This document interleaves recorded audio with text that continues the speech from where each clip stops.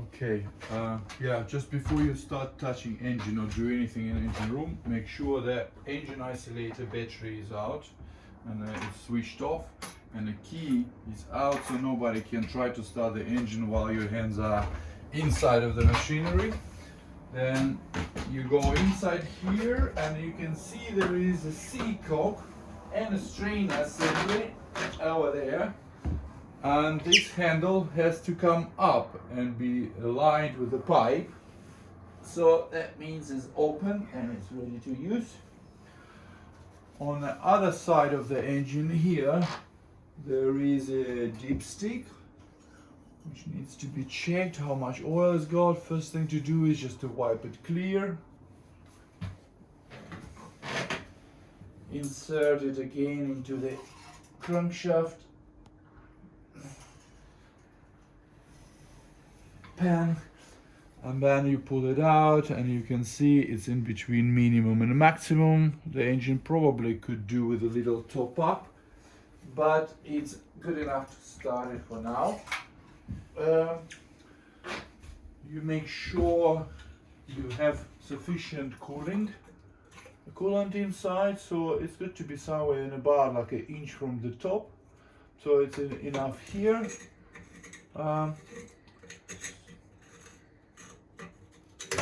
Yeah, you close that,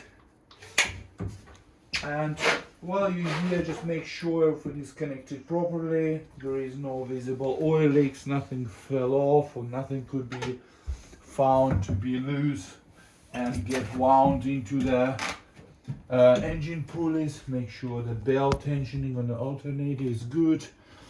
Check it out for the water tightness, for the leaks. Make sure it's all looking good. So now we got the cooling water in. We got the internal cooling water topped up. We got oil. We got fuel. We got belts and bobs. So now we can get the battery connected to the engine as well by turning this isolator on. Then we can insert the keys and see if that works. Before starting up the engine, you always have to figure out how to stop it, just in case if the engine runs away and you have no control out of it. The last thing you have to make sure the engine does stop. This is the engine stop, and as you pull it, you can see the lever on a stop on the injector pump is moving. That should do that. So we're pretty much ready to start. Starting up procedure is very easy. You press that button here, you make sure it's in neutral, it clicks kind of, there's two clicks, one ahead, one astern and one ahead, and the click in between is neutral. So that's in neutral. If you want to give it a bit more revs but you don't want to engage the engine ahead, you press that button here and the handle become loose and stop clicking at all. So you can actually give it a bit more revs while disengaged. Make sure the rudder is straight in case if the engine does engage by accident, you're not going to wipe out somebody else, but you're just going to go straight ahead. Turn the keys. You can see warning light for the low oil pressure, and then just as you crank, the engine will spring up and you have to be ready to take the revs off so the engine doesn't over rev from the beginning. So pretty much that way we are. So now we can start it up.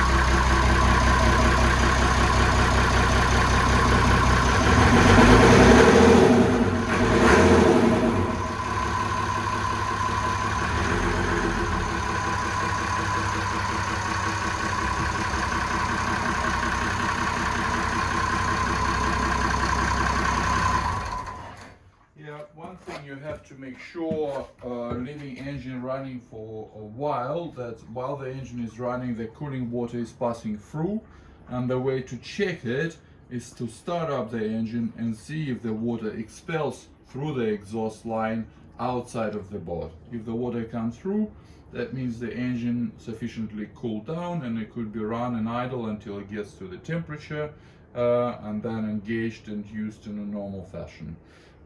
So just to kind of make a video how it looks, we might just start it up and have a look at that.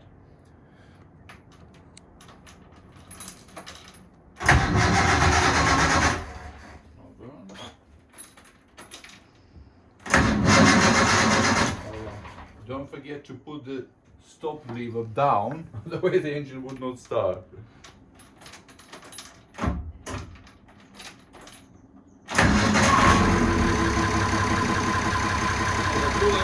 Cooling water is outside.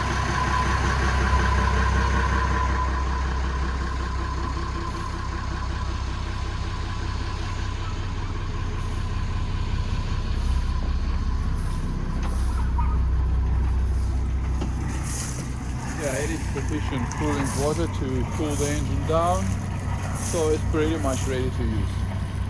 And to shut the engine down, and you just have to go kind of backwards and yeah.